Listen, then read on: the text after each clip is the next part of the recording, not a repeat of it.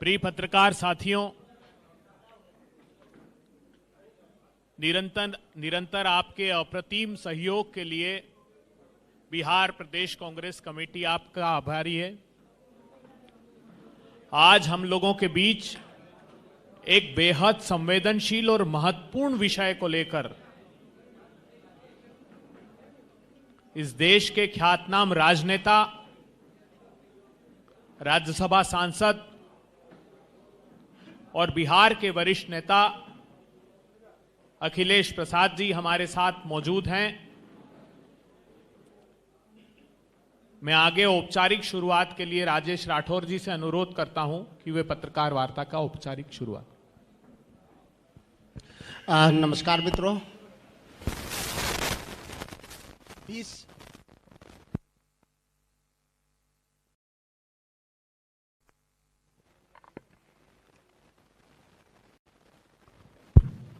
नमस्कार मित्रों। 20 साल 20 सवाल की कड़ी में आज आपके साथ हम सबों के नेता, CWC के मेंबर, राज्यसभा सदस्य सम्मानित डॉक्टर अखिलेश प्रसाद सिंह जी आपसे बात करेंगे। लगातार महीनों से आपके बीच में बिहार मीडिया प्रभारी के तौर पे श्री अभय दुबे जी हैं। इस मंच पे बिहार प्रदेश कांग्रेस कमेटी के पूर्व अध्यक्ष कौकब कादरी जी हैं। इस मंच पे पार्टी के कोषाध्यक्ष जितेंद्र गुप्ता जी हैं। आदरणीय ब्रजेश मनन जी हैं। हम बिना समय गंवाए अपने नेता से अनुरोध करते हैं कि आपसे सीधा संवाद करें। आदरणीय अखिलेश प्रसाद सिंह जी, शुरू करना और आगे आवाज चल जाएगा ना। नहीं, मतलब कोस कम है इसलिए पूछ ले रहे हैं। इस प्रेस वार्ता में उपस्थित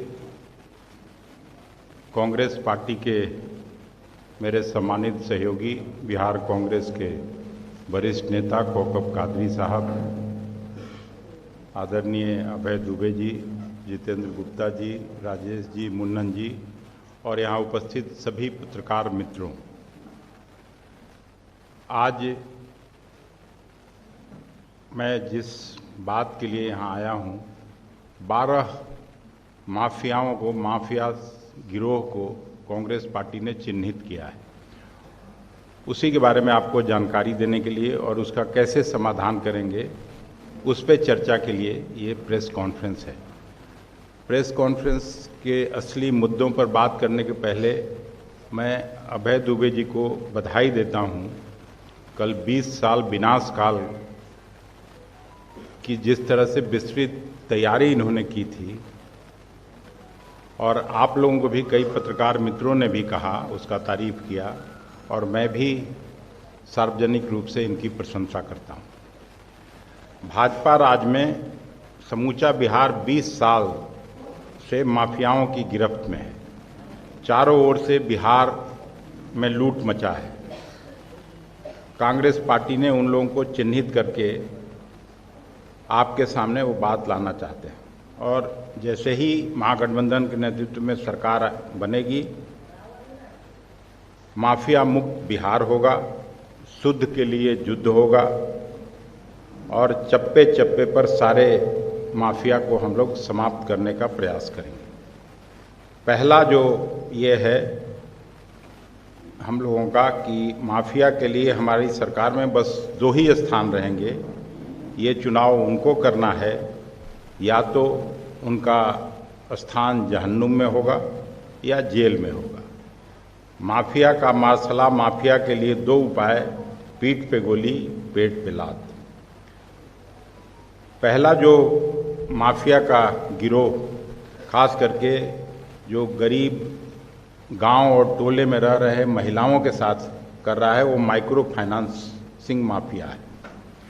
सूदखोरी और महिलाओं के शोषण का संगठित रूप से जो एक कर्ज का बोझ में फंसी हुई लगभग 1 करोड़ 9 लाख महिलाओं पर औसतन 30,000 रुपया का बकाया की जानकारी मिली है।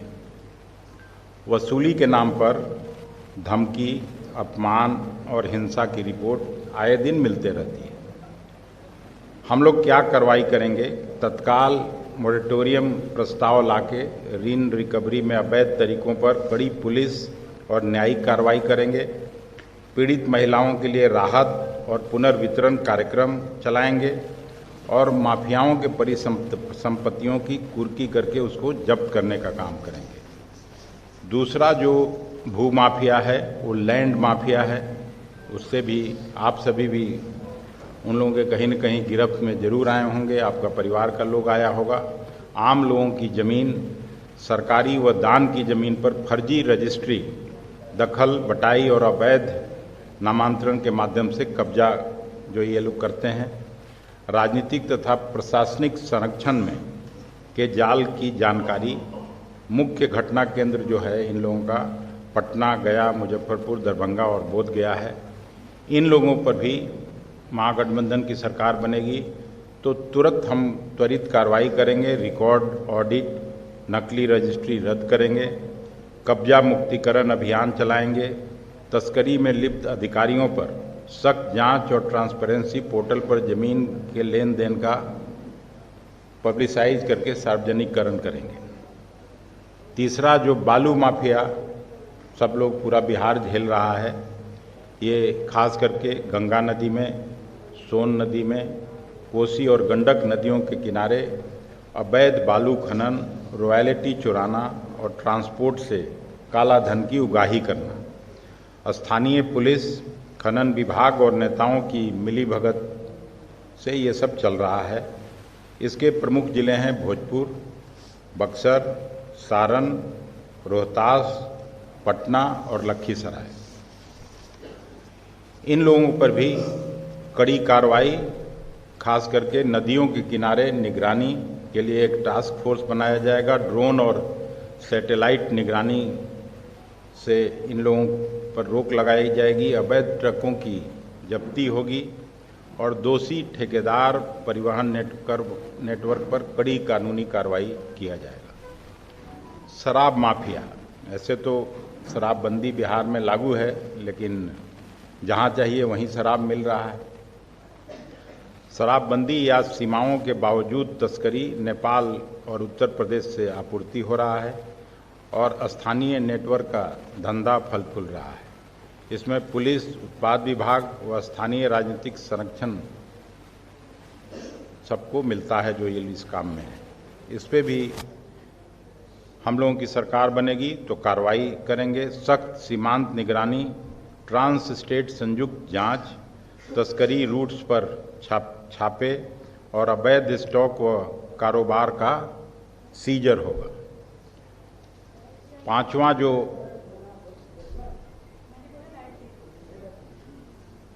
हमको रुकने के लिए बोल रहे हैं कि किसी और को? अच्छा, पांचवा जो माफिया है ये ठेका माफिया। सड़कों, पुलों, भवनों, जल नल, बिजली और ग्राम स्तर पर योजनाओं में फर्जी ठेके, काम कम, भुगतान ज़्यादा। नल जल, हर घर बिजली, स्मार्ट मीटर और स्कूल भवन निर्माण से जुड़े गड़बड़ झाले आप लोगों को भी मिलते रहते होंगे। इन पर भी हम लोग कार्रवाई करने का योजना बनाए हैं कि सार्वजनिक खर्च का ऑडिट, ई टेंडरिंग अनिवार्य, ठेकेदारों की क्षमता परीक्षा, फेज्ड पेमेंट और फोरेंसिक ऑडिट, भ्रष्ट ठेकेदारों पर प्रतिबंध हुआ तुरंत उसको आपराधिक मुकदमा लगाना। फिर शिक्षा माफिया, आए दिन देख रहे हैं पान का दुकान खोलना कठिन है, स्कूल कॉलेज खोलना ज़्यादा आसान हो गया है। स्कूल से लेकर विश्वविद्यालय तक भर्ती, परीक्षा और मूल्यांकन में गड़बड़ी, फर्जी कॉलेज नेटवर्क, हालिया नीट यूजी और यूजीसी नीट पेपर लीक जैसे कई मामले आपके भी संज्ञान में है और इस पे गंभीर आरोप लगे हैं। हम लोग इन पर भी कड़ी कार्रवाई करने की योजना बनाए हैं। परीक्षाओं की स्वतंत्र निगरानी, पेपर सिक्योरिटी कठोर करना, फर्जी संस्थानों की सूची प्रकाशित कर उनका समापन और दोषियों के विरुद्ध आपराधिक कार्रवाई। फिर 7वां, भर्ती माफिया, पेपर लीक नेटवर्क, जो रिक्रूटमेंट माफिया का एक गैंग पूरे बिहार में, खास करके पटना के आसपास के जिलों में। पुलिस, शिक्षक और क्लर्क जैसी भर्ती परीक्षाओं में प्रश्न पत्र लीक करने वाले नेटवर्क, राज्य और अन्य राज्यों से जुड़े भी इनके तार और कई जगह इन लोगों का जो पसरा हुआ पूरा मामला है, उस पर भी हम लोग कड़ी कार्रवाई करेंगे। फॉरेंसिक ऑडिट, भर्ती एजेंसियों की निगरानी, दोषियों के खिलाफ कठोर दंड और भर्ती प्रक्रियाओं का पूर्ण पारदर्शीकरण किया जाएगा। फिर एक माइनिंग माफिया आप लोग सुने होंगे, गया, नवादा, जमुई और रोहतास में, जिधर थोड़ा बहुत ही अब बचा है, बट जिधर भी पहाड़ बचे हैं उसमें अवैध कोयला व पत्थर खनन, ट्रंकिंग, ट्रांजिट नेटवर्क से जुड़े अवैध जो आय ये लोग कर रहे हैं, वन विभाग और ट्रांसपोर्ट विभाग से मिलके इन पर भी खनन लाइसेंस का रिव्यू किया जाएगा। अवैध खनन रूट्स पर रेड किया जाएगा। परिवहन चेक पोस्ट का सुदृढ़ीकरण करेंगे और अवैध कमाई का कुर्की जब्ती करेंगे।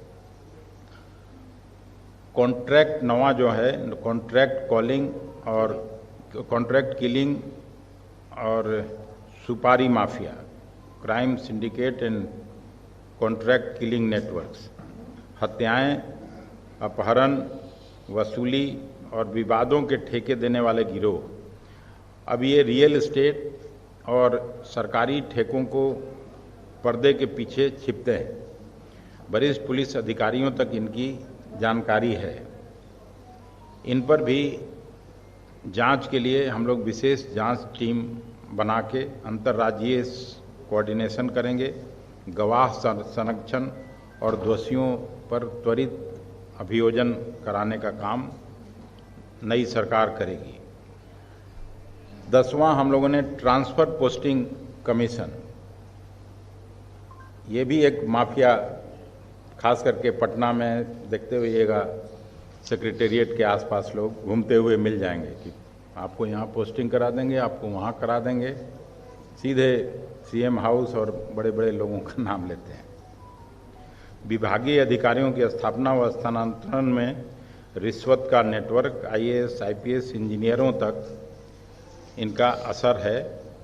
हालिया ईडी छापामारी आपने देखा ही होगा कि संजीव हंस आदि भी सब इन्हीं घटनाओं का संकेत देती है।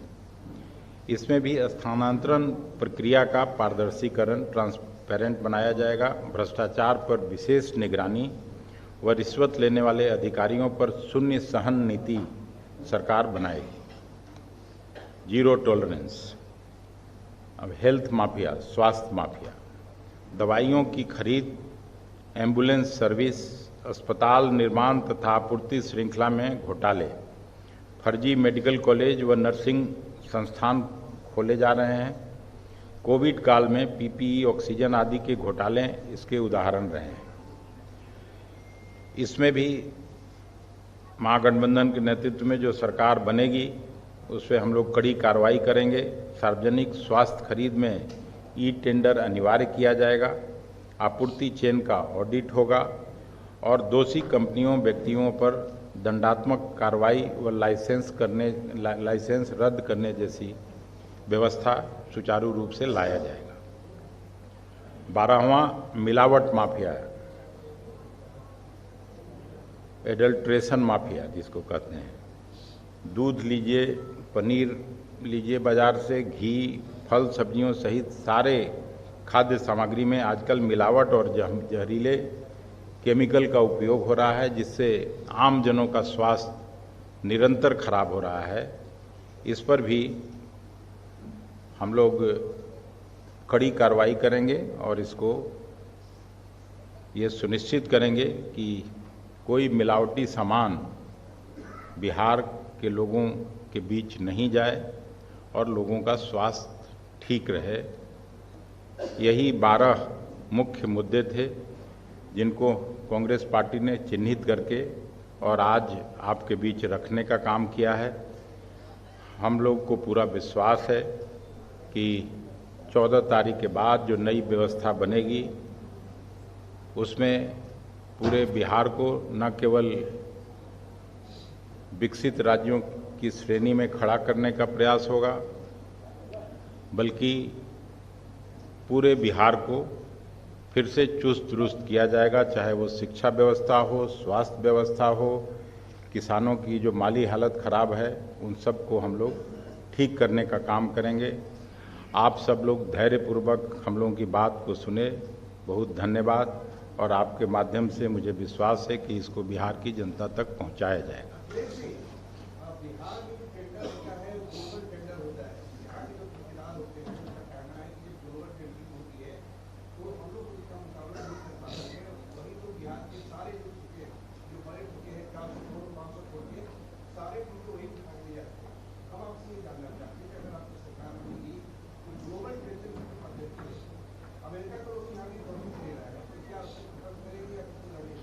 नहीं, उसको हम लोग देखेंगे कि बिहार के लोगों को, जो बिहार में काम करने वाले और उस फील्ड में जो स्पेशलिस्ट हों, उनके लिए फिर उसको रिव्यू करके समुचित व्यवस्था करेंगे कि बिहारी फर्स्ट का फॉर्मूला हम लोग बनाने का काम करेंगे। लेकिन जो बड़ा काम है, जो जिसमें बिहार में एक्सपर्ट नहीं मिलते हों, तो उसको तो ग्लोबल टेंडर करना ही पड़ेगा। जो L1 होगा उसको मिलेगा। लेकिन अभी तो सारा चीज़ भ्रष्टाचार के भेंट चढ़ जा रहे हैं। हम ही लोगों का सहयोगी देखे नहीं, एक आदमी को 200 करोड़ का ज़मीन खरीद लिया। हम लोग भी 10 साल मंत्री रहे, कहाँ कोई ज़मीन हुआ? जो पटना में घर है उसके अलावा कुछ हुआ ही नहीं। मैं भी तो रहा हूँ मंत्री। तो मंत्रियों को कहाँ से इतना पैसा आ जा रहा है? तो अकंठ भ्रष्टाचार में डूबी हुई सरकार है। तो उनकी जगह जेल में होगी। मैं आप सुने नहीं ठीक से? और क्या?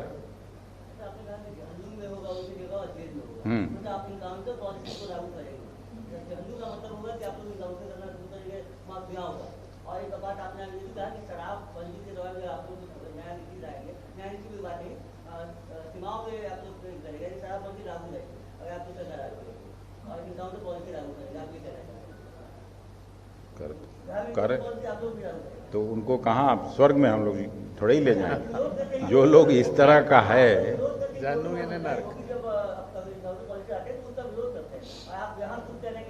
जीवन नर्क जैसा।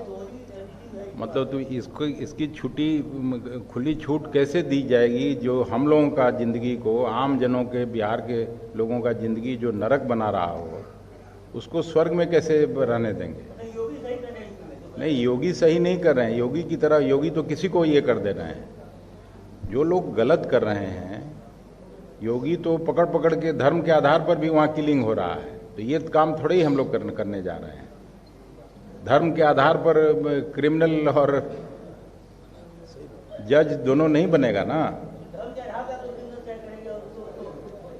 अरे आप उल्टा कर रहे हैं यार। अब नया सवाल।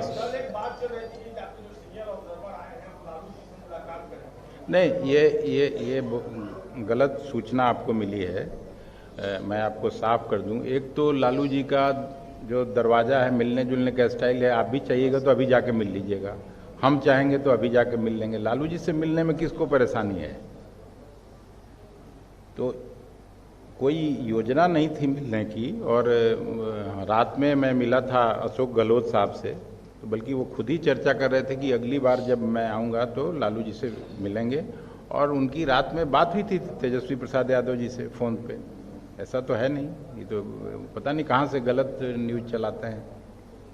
आरजेडी और कांग्रेस का जो संबंध है वो सबको मालूम है।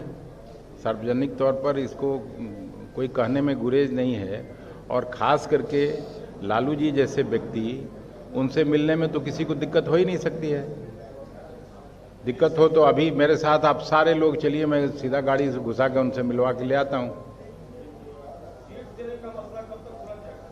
सुलझा ही हुआ है, उसमें उलझा क्या है?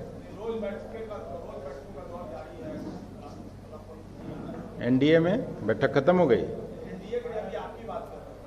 नहीं, मतलब जो, अरे सब लोग देखते रहता है, अपना रणनीति बनाते रहता है, वो किसको दिया।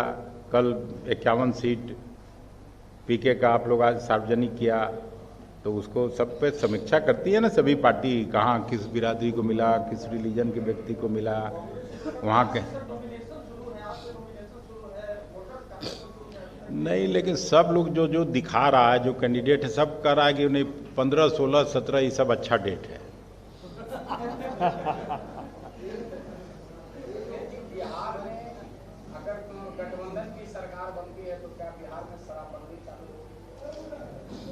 हम लोग गांधी जी के विचारधारा की पार्टी हैं, और ये सवाल कोई कांग्रेसी से करिएगा तो ऐसा बात कोई करेगा? हम लोग का जो कांग्रेस पार्टी ज्वाइन करता है तो उसमें एक कॉलम ये भी है,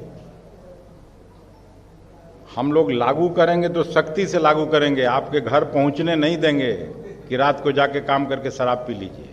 सो मतलब है जो बंदी है वो चालू हो जाएगा। आप क्यों चालू कराना चाहते हैं भाई? हम कह रहे हैं कि हम गांधी जी के वारिस हैं, महात्मा गांधी के विचारधारा की ये पार्टी है। हम लोग शराब के पक्ष में तो बात कर नहीं सकते हैं, कांग्रेस पार्टी कभी नहीं कर सकती है।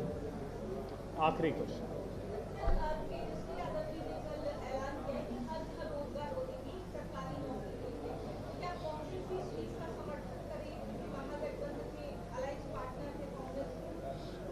नहीं, क्यों, बिल्कुल समर्थन करते हैं। हर घर में एक नौकरी मिलेगा तो इसका तो कोई राजनीतिक पार्टी विरोध नहीं कर सकता है।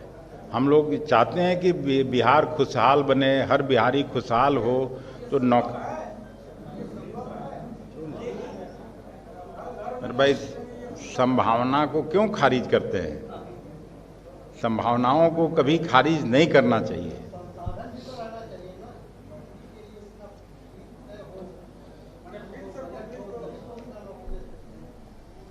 ये आपको मालूम है ना कि हम लोगों के पैदा होने के पहले ये कहा जाता था कि Bihar is the best administrated state in the country. Public sector में 1-2 ही स्टेट ऐसे थे जो बिहार की बराबरी करता था। हटिया का कारखाना देख लीजिए, बोकारो का कारखाना देख लीजिए। एक उनका जवाब हो जाने दीजिए, फिर आप प्रश्न कर लीजिएगा ना। जवाब की तो प्रतीक्षा। कांग्रेस के हुकूमत में पहली पंचवर्षीय योजना, दूसरी पंचवर्षीय योजना तक बिहार नंबर 2 स्टेट था चीनी उत्पादन में। 27% चीनी इसी बिहार में पैदा होता था उत्तर प्रदेश के बाद।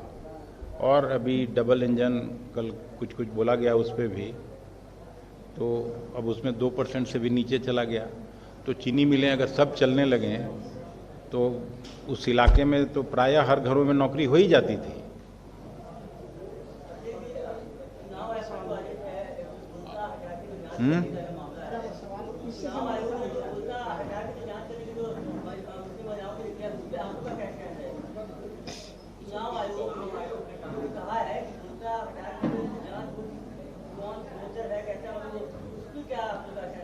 अब एक महीना जो है उस चुनाव आयोग पर ज़्यादा हम लोग नहीं बोलना चाहते हैं। हम लोग केवल यही उनसे अनुरोध करेंगे कि फ्री एंड फेयर पोल हो, गरीब और वंचित तबका का हर व्यक्ति बूथ तक पहुंच के अपना मतदान कर सके। यही खाली हम लोग गुजारिश करेंगे, बाकी कुछ नहीं।